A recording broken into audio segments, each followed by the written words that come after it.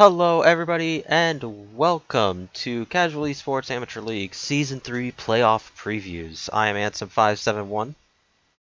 And I am once again, Foozle Bamboozle here, and we're going to be continuing our playoff previews here. And today we're going to be covering the Noxian division, Noxus. So we were able to get to Freljord and Demacia last week.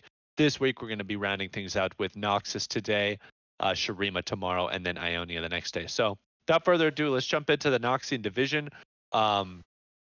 This division ended up all the teams but Jihu were able to stay in this division. So we had 7 teams total playing each other. Unfortunately, only 6 of those could make playoffs, and so we had to close the book at the end of the season on Clout 7 for them. So we'll see Apes Together Strong, Kamikaze Penguins, Ebros, Team Spare Parts, Men's, Women's, Torment, and Mundolicious as our 6 teams going into playoffs. Now, the standings are a bit deceiving in that they will show the top records, but they doesn't actually show who got the number 1 seed based off of tiebreakers. So kind of the way that it worked, and I'll try to be brief about this, is that in 3-way ties, head-to-head, unfortunately, head-to-head does take precedence when breaking ties, but unfortunately all 3 teams did 1-1 each other, so it made it a lot more difficult. We had to jump then to strength of schedule victories, and Ebros bumped up to that number 1 slot right away because they were able to take down the 4th seed 2-0, whereas both Apes Together Strong and Kamikaze Penguins lost a game against Team Spare Parts 1-1 to those series. So Ebros jumped to that number 1 seed. And then unfortunately Kamikaze Penguins drew the short end of the straw in their tiebreaker versus Apes Together Strong. Now we don't actually play tiebreaker matches, of course, but we resolve a set of differences between the teams. Kamikaze Penguins, it came down to game time. They closed out their game versus Apes Together Strong significantly slower than Apes Together Strong closed out their game versus Kamikaze Penguins in their 1-1 series. So kind of finicky, but that's how we decide tiebreakers, and that's how the LCS decides tiebreakers. We get our rules straight from their official rule book. So the final seeding for Noxian Division was Ebros taking first of the big 3, Apes Together Strong taking second seed, and Kamikaze Penguins taking third. Now, what this means for Kamikaze Penguins is that they are the only one of the big 3 that does not get a bye in the first round. So as the 3rd seed, they will be playing the 6th seed Mundolicious, and Apes Together Strong as a 2nd seed will await the highest seed that makes out of quarterfinals. Ebros is the number 1 seed. They'll await the lowest seed that comes out of quarterfinals. So a lot of confusing playoff setup. But in short, our matchups for first round that we'll talk about. And don't worry, we'll touch on the 1 and 2 seeds, but we'll go a little bit more into the teams and the players themselves, what champions they like to play, since we don't have a matchup really to talk about them. But we'll go into the quarterfinals series. We have 2 of them coming up. It is going to be the 4 seed Team Spare Parts versus 5 seed MWT, and 3 seed Kamikaze Penguins versus 6 seed Mundolicious. So let's go ahead and start with our number 1 and our number 2 teams. Let's jump into Ebros right away as we talk about our number 1 seed on the year. Like I said, these guys tied for first place, but due to the fact that they were able to take down Team Spare Parts in that 2-0, they take our number 1 seed. Ebros, their roster is as follows. In the top lane, it is Jelly or A Jelly Roll. Jungle, their captain Scrambles. Mid is Thunderstorm. ADC is Devrunga. And support is Gid Shade Slayer. So nothing too crazy jumping off the stats table at us right here. Jelly Roll earned 5.5 MVP score. So according to his team, he had the biggest impact on some of these games. The champions that they are like to play when looking at Ebros' team and the roles that they like to take, this is one of the most diverse teams as far as their champion pools go. I mean, Jelly Roll in the top lane plays pretty much just about anything. Has played the Renekton is probably his most played. Does like to play the Gangplank, even whips out the Garen every now and then. Has played the Gnar, has played the Kennen, even dropped a Talon game in there towards the end of the season. But this guy comes at you with tanks. He'll come out with you with bruisers. He'll come at you with carries. Definitely a force to be reckoned with in top lane. And in a meta where you can viably and reliably go split push or go tank or go hard carry or go bruiser, something like that. Very, very big asset to his team to be able to play all those types of champions. Scrambles in the jungle, likes his tanks, but plays a couple of carries. He ended with 134 assists on the regular season. So he was involved in so much of the playmaking and the decision making for this Ebros team. Likes to play the Zac. He played a few set games in there as well. The Amumu, the Jarvan, Nunu, even played a Poppy jungle game there as well. So he likes to get on playmakers, engagers, gankers. You see the Nunu in there.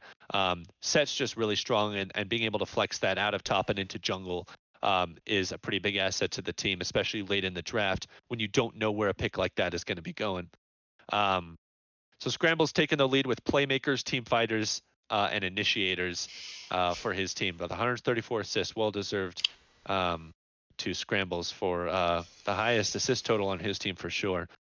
Thunderstorm in the mid lane plays a few champions. Notably, his most played champion here in the Casual Esports Amateur League Season 2 is Lissandra. So does like to play that utility mage.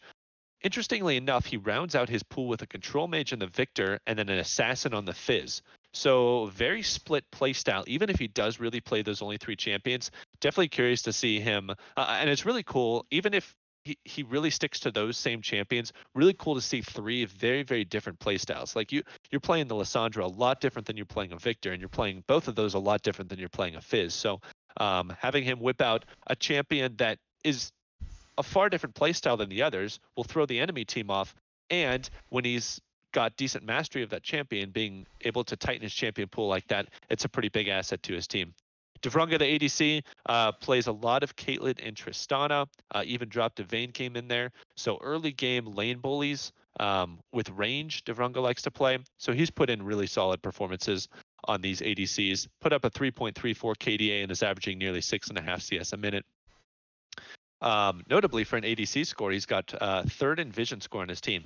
So doing all the things that his team needs him to do from the ADC role. Suja Time is their support. Very diverse champion pool as well. Likes the Nautilus, likes the Thresh. Also played a couple games of Morgana.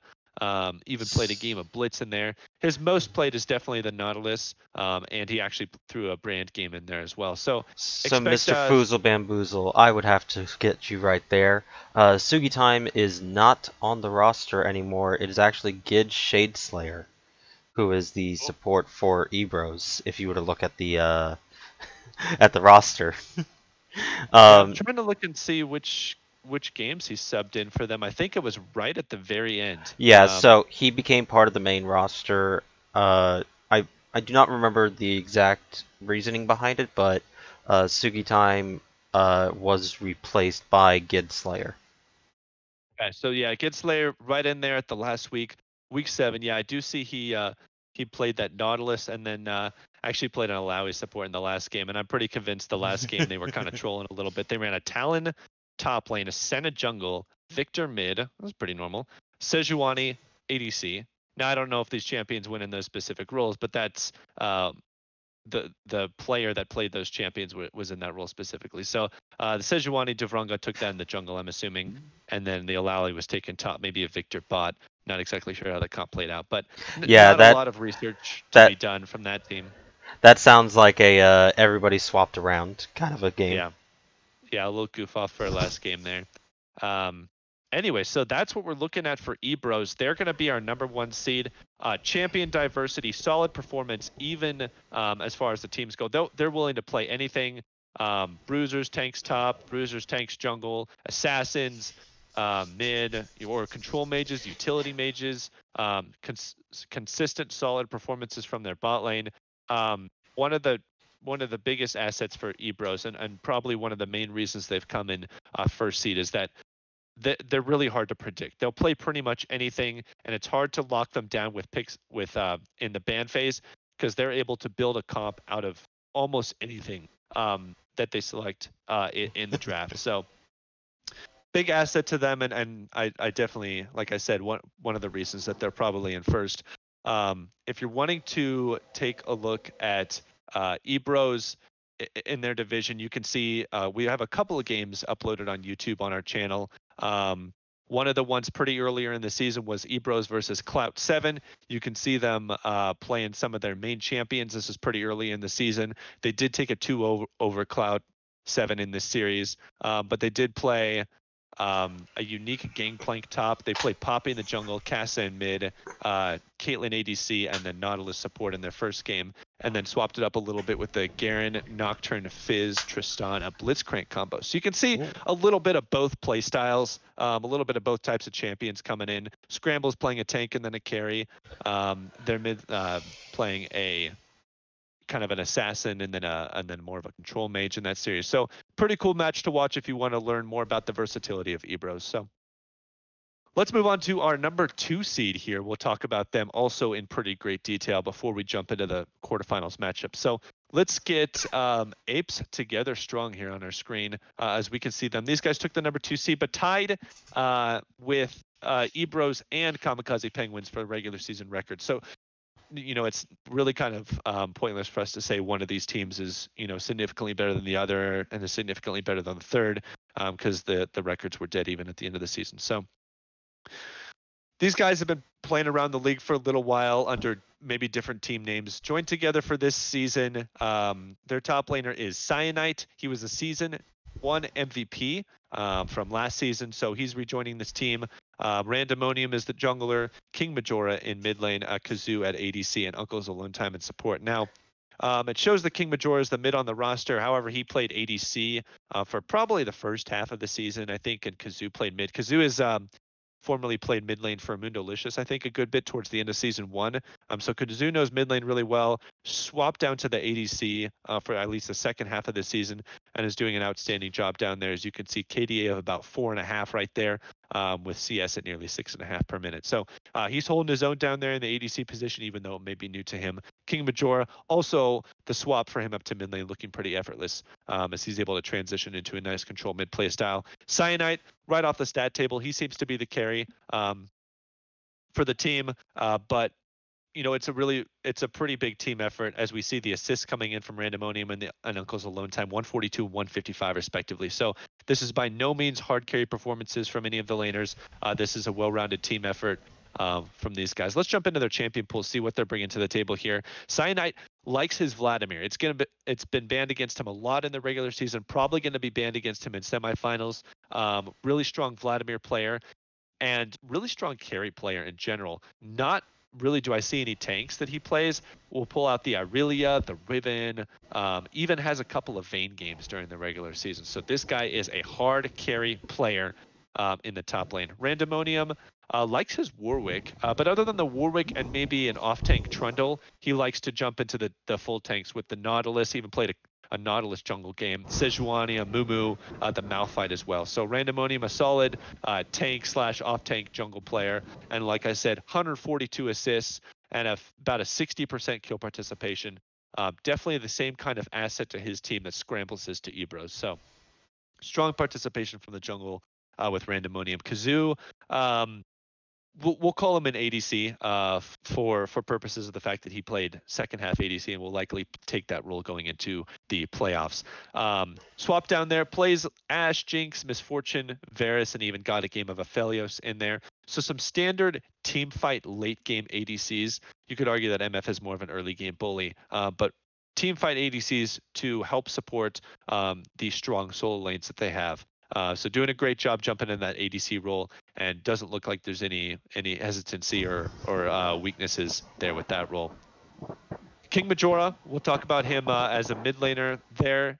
He actually played top lane, I believe, in season 0 of Seal. So you can actually see that transition to mid lane, that the fact that he used to play top lane has actually pulled out the Renekton and the Urgot in mid lane. Now, some of those were matchup specific. Like, he's not going to blind pick a top laner and throw it in mid. I mean, he could in order to flex in the draft and throw that kind of, conceal that pick just because he can flex it. But plays Cassio as well, plays Fizz, plays Orianna.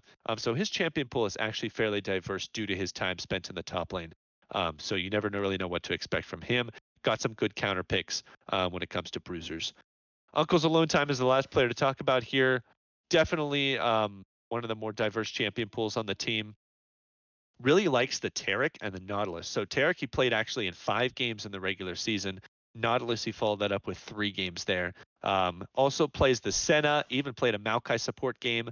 Also played Zyra and Xerath. So really diverse champion pool, plays both the engage supports, the defensive supports, even we'll get in there with some sorcerer supports. So one thing I noticed when I was watching some of the games from Apes Together Strong is that they really play for objectives team fights, and I was kind of struck by how similar they play to Pro Player, like more like Korea, I would say. And I know Korea's gotten a lot of flack this season, at least in spring, early spring, for their play style. Very slow, only willing to fight around objectives. Very boring to watch, honestly. Mm-hmm. And so when I say they play like Korea, I don't mean it in a negative sense of the word, but I mean it in a very controlled play style. They know exactly what they want to fight around, and they won't give up any needless deaths or take any risky skirmishes outside of when it's going to set them up for an objective. So a match that I do recommend is our week 4 on our YouTube channel. Apes Together Strong did play against Mundolicious, and they were able to 2-0 them in that series, I believe.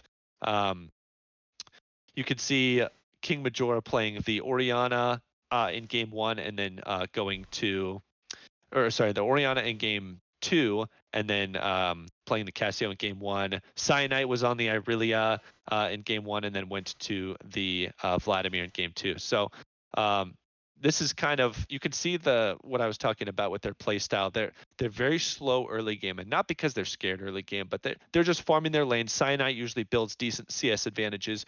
King Major holds even in mid with a control mage, and then they really explode around the objectives. As you can see in game 1 against Mundolicious, they took 4 straight dragons right off the board without anything in response from them. So really controlled play style from them, and something that's like, you watch this team and you're like, man, how do these guys lose games? They're very meticulous with their team play and where they're willing to take fights, which is, at this level of play, very impressive to see. So I think that'll round it out for our top 2 teams. Let's jump into our quarterfinals matchups and look over what teams are going to be playing in those. And we'll probably dive into a little less detail in these because we do have the matchups to discuss through our predictions, counter play styles, see what the matchup holds in store for us. So real quickly, let's jump to our number 3 seed, the Kamikaze Penguins, and take a look at their roster here. They are going to be playing against Mundolicious in the quarterfinals. So if we can get them up here, ATX Gamer 24 is their top laner, Archangel is their jungler, and if I remember correctly, I believe those two played opposite roles last season, with Archangel in the top lane and ATX Gamer in the jungle. Correct me if I'm wrong, Ansem. I think you were in their division at that time. So Archangel was top lane. I do not believe ATX Gamer was their jungler last season, but Archangel was their top laner. Yes. Okay. And then mid, Mansford ADC is the Cokester, and support is Skelly Bob. They've been, unfortunately, Kamikaze Penguins has had some trouble getting, consistent ADCs to play on their team. They had a bit of a roster jumble during the kind of right at the beginning of the season after signups, and so had to kind of scramble to put together a team. But remarkably, have done really well considering all that. Mansford, 104 kills on the regular season, leading his team by far. And if you guys have watched any of Kamikaze Penguins gameplay over the last few seasons, you kind of know that they play through mid. Mansford likes to set himself up on a big carry. He's one of our most beloved 2 tricks with Silas and Corky. Likes to play the Vigar if he can if the other 2 get banned from him, and then even popped off in a cast in a game. And the crazy thing about it is that even though he has these huge performances and is often looked to as the carry from the team, their bot lane, despite how inconsistent the players themselves, having to swap around, bring in new ADCs, bring in another ADC the next week, having to go week to week, their bot lane has been really consistent. And even in the games where Mansford doesn't deliver a huge performance, their bot lane steps up and really puts in consistent games. And this is made no more evident than in their series versus Apes Together Strong when they won. I want to say that was in week 5. But really good match. Unfortunately, we didn't have that on the YouTube channel. Would have been really cool to see. But Mansford played, I think he played Vigar, or no, he played Corky in that game. And put up a decent performance, but it was really the bot lane in that series that helped them out a huge amount in taking that win. Um, and so pretty cool to see. Sometimes you have huge carries on their team, and everybody looks to one guy to be the main damage source and the main threat. But when you have the rest of your team stepping up and putting in consistent performances, that's when you're really going to put up the wins. So uh, my recommendation for game to watch, if you're wanting to check out some of Kamikaze Penguins, would be their game versus or their series versus Team Spare Parts in Week 4 on our YouTube channel. You'll see Mansfork Skasson pick up a pentakill in Game 2 of that series. So pretty fun one to watch. And they did go 1-1 that series. So pretty cool, and you get to see a lot about that team. I like those series is when I'm doing scouting or research or just trying to find out a little bit more about the team because you get to see both their successes and their failures. So Yeah, that's so Kamikaze Penguins. I would like to say, just as a quick thing about Kamikaze Penguins, I'm glad that they have stepped up really well this season. The joke of them last season was actually that they could never win any series because they would always have to go 1-1. And Yeah. it was true even through to the playoffs. And it being a best of 3, they had to play that third game. Unfortunately, because they had already gone 1-1, they couldn't cut it out. So it guarantees them one win. But here this season, I'm actually impressed that they actually are winning series. So that's good news for them going into playoffs this season. Yeah. Jumping over to their counterpart on the Rift in quarterfinals, it'll be Mundolicious. That's the team they're going to face. Mundolicious with the 6th seed, ended with a 5-9 record. So huge difference in the records that jumps right off to an 11-3 versus a 5-9. So automatically you want to give Kamikaze Penguins the edge in this matchup. But let's talk about Mundolicious a little bit. Top laner is Hyares is their captain. Jungle is Eula Polina. Mid is Zishui. ADC is Cheryl's. And support is Rio of the Wildfire. So you may remember a few of these members from the previous Mundolicious and Demacy division in Season 1. Hyares and Eula Polina played on that team together. They had a few more members who played in the Demacian division this season, I think on the Unfinished Business team. But Zishui is a new add to mid lane. Eula Polina played ADC last season, jumped up to jungle this season. Hyares, I think, was listed as a mid laner, but pretty much this guy's been around for a He while. was a top laner last We've season. He was a yeah, top laner we've last season. we've known that he can pretty much play any role. So I think top is his most comfortable, and like you said, I think he was in top last season, even though he did play a decent bit of mid lane when he played for that team. But yeah, he's their top laner. And then you lead to the jungle ADC. They added Shirals and support. They added Real of the Wildfire. Watching the games from these guys, we did have one game. We did have one series that they did 2-0 versus Clout 7, and that was all the way back in week 1 when they were able to take that 2-0. But kind of different to watch that series because Eula Polina was actually playing ADC that game. So, not you can't really take too much stock in that series because he is actually their jungle and will be playing jungle as far as I know for the playoffs unless they do some crazy role swap. So Mundolicious, one thing about their team comps is they really like to do a tank top tank jungle. So a 2 carry comp with something like Ornn Zac for Hyares and their jungler, and then they'll do like not necessarily hyper carry, but just kind of a general control mage in the mid lane, and then with their ADC being the other carry. So I think their drafts, from what I've seen, they really do favor a 2 tank, 2 carry comp with whatever support best suits the lane and bot lane. So while their drafts have gone really well, their execution has been what suffered a little bit. So I think versus a strong, solid team like Kamikaze Penguins, I'm a little bit nervous about how Mundolicious is going to fare. I think that we're going to see probably pretty slow early games due to the compositions that each of these teams like to draft. But then when it comes to the carries popping off and really bringing it home for their team, I have a little bit more faith in Kamikaze Penguins. What are your predictions for this series, Ansem? So the things about Moonalicious, my AD carry in Ionia Ultimate Ace is actually the coach for Moonalicious, so that's why they do the Nice. two carry, 2 tanks. Um, Mm-hmm. but for Moondelicious, even though they do those sorts of comps, they actually do play the early game really, really well. But what you can definitely catch them on, which is what has been the story of their season, is their mid and late game decision making has been very detrimental to themselves. Like they'll have thousands of gold leads, but um, the macro play is just not there, and I think that that's just due to experience.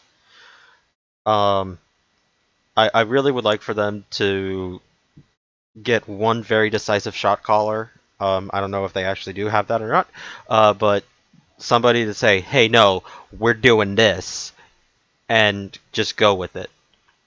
Yeah. Prediction: I still put faith in Kamikaze Penguins. Um, while early game can be Moon Delicious' strong suit, mid game is KP's strong suit with their mid and top laners. Yeah, something to note is Eula does actually play. They don't always do a tank jungle. Eula actually does play some carries, plays Echo, sometimes Lee Sin, something like that. So if they can get him really active in the early game and trying to set up their lanes, and win the early game, I think that's their key to victory. To try and get enough of a lead early to where they can close it out efficiently. But like you argued, you really need a good, effective shot caller and some great macro play to be able to close a game out quickly when you've gotten a lead with, especially with early game champions. Um, I don't know that they'll be able to do that. I probably have Kamikaze Penguins as 2-0 here because they're just much more consistent in all their roles, and they play team fights. From what I've seen of each of these teams game, they play team fights a lot better and play the map better. So, Moonalicious, they do have a way in. They got to go for the early game. I'd like to see an advantageous, a good counter pick, and at least top or mid, and then an early game jungler trying to make plays on the map. At least get those solo lanes ahead and put some pressure on Mansford and ATX gamers. So they do definitely have some keys to win and some stylistic differences that could generate an advantage for them. But when it comes to consistency, Kamikaze Penguins is king in this series, and I do expect a 2-0 from them. But I am very, very, very willing to be proven wrong by Moon Delicious. So cool series. Pretty excited for that one. Let's jump over to our last two teams that we'll talk about here for this playoff preview, and it is the number 4 and the number 5 seed. Number 4 seed, Team Spare Parts. Let's get them pulled up here on our screen. Their top laner is the Amo. Also, their team captain jungle is Monte Carlo Method. Mid is Minor Threat. ADC is Omagu, and support is Mekit. So, this team record of 9-5. They fell just below, a couple games below the big three, with their 11-3 records. So had a really outstanding season. Did Team Spare Parts, and they're going to earn themselves the 4th seed, and they're going to be playing against MWT in the quarterfinals. Now, one thing I noticed when watching, and cool that we have one YouTube match that I'll recommend that you watch if you want to preview this finals is we actually have a recorded casted game of Team Spare Parts versus MWT on our YouTube channel. This was Week 1. what week was this? Yeah, Week all the way 1. back in week 1. Yeah, all the way back in week 1, we did get to see these two teams showdown, and it was a 2-0. I want to say 2-0. I'm trying to get It went that. 1-1 if you look on the roster Oh, yeah. page. Yeah, 1-1. There you go. Yeah, 1-1 and 1-1 on the series. So it could be interesting. However, some things I did pick up when watching these games through, and that is that Team Spare Parts really like to play a team fight composition. Like they build team fight straight from the start. Minor Threat, we've known him for quite a while. I played back in Vantage before Seal was even formed. He really likes his Oriana, like stuff like the Nico, control mages that help out a lot in team fights. Amo favors stuff like Mordekaiser, can't play bruisers and off tanks, but their jungler definitely likes to play tanks and get involved around the mid lane and try and set Minor Threat up. He played Zac in their game 1 that they won and game 2 that they lost against MWT. ADC played Varus in both games, and support played Nautilus in both games. So setting up for a really strong team fight composition. That's what these guys like to do against MWT, and it worked for them in game 1. Game 2, they did lose to MWT, and they got into a few early game scuffles that resulted in them going down quite a few kills and just weren't able to recover it from the early game. Let's jump over and talk about men's women's tournament a little bit because they have quite an interesting team. They're known for role swapping quite a bit all over the place. Their players will go into a bunch of different roles in pretty frequent basis, so it's hard to lock down exactly who's playing at what role. Um, Even though it says one thing on the website, they would come out with a completely different composition and roles and lanes for their game. So one thing that they do like to do, they don't necessarily play anywhere near the same team fight compositions from the beginning that Team Spare Parts do. They rely on winning lanes and comfort picks and early game skirmishing to win. So very different stylistic play styles. And if we look at that game two between Team Spare Parts and MWT in week one, you can see that a lot of early game skirmishing around top and mid lane resulted in these two teams resulted in MWT going up significantly. I think it was a 6-2 or a 7-3, something like that for their kill spread. Bob popped off on his Akali. Zyra actually played Syndra in game one and then swapped up to, I believe, swapped up to mid lane, I want to say, in game two, and got in there with the early game skirmishing with a number of kills. So um, early game play, comfort champions, strong laners are the name of the game for MWT. If they're able to get early game advantages, generate some scrappy fights in the early game, kind of throw Team Spare Parts off of their game in the early game. That's how they take this series. Team Spare Parts, they build team fight compositions. They look to slowly accelerate into a phase where they can play through objectives, play through team fights, and win the game that way. What are you thinking for this series? Because it's definitely, to me, seems to be a lot closer than the last one. Yeah, so this is a lot closer, but I would still have to give it to Team Spare Parts. I would say it would go to 3 games because, as you mentioned, with men's and women's tournament, they tend to roll swap anywhere and everywhere. But the fact that the consistent value of what Team Spare Parts brings will be what pushes it over. If they can read who's going where, at least what champions are going where, then they will probably win out 2-1. Yeah, it is pretty close, and I think the onus is on MWT to throw a wrench into the team spare parts system because once their composition with utility, team fight, engage, they're never lacking on that. Our team spare parts and their compositions that they draft, and so I don't really think it's possible for MWT to throw a wrench in the draft to actually attack that composition. They can do whatever they want to, and this is kind of is another really what thing that I like to praise team spare parts for is that they can come into this series and not really care what lanes and roles that men's women tournament decide to go for that game.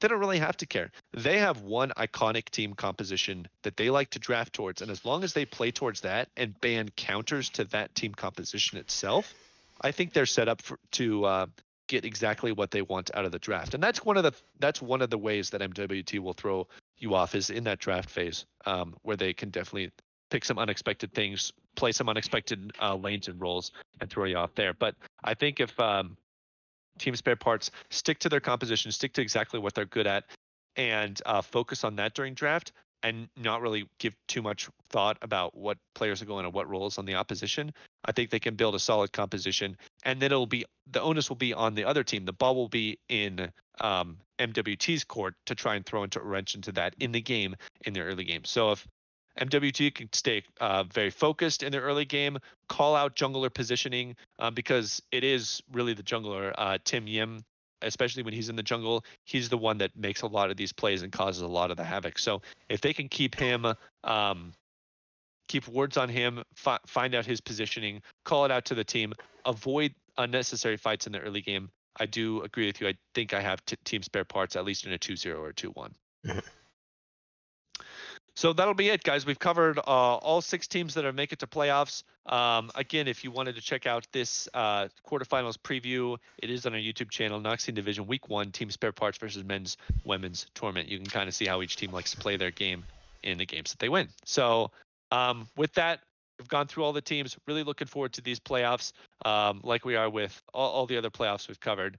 And definitely curious to see Ebros and ATS in action when they take on the winners of the quarterfinals in those semifinal matchups. So hope you guys got a little bit of more understanding about how Noxus division likes to play, who their players are, kind of get a sneak peek into that division if you haven't followed them much. So be sure to go over to their YouTube channel and check out some of the games that they've played.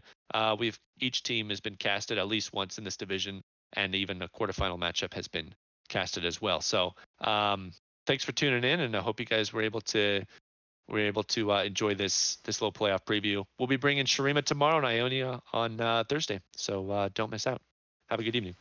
All right, everybody. Good night.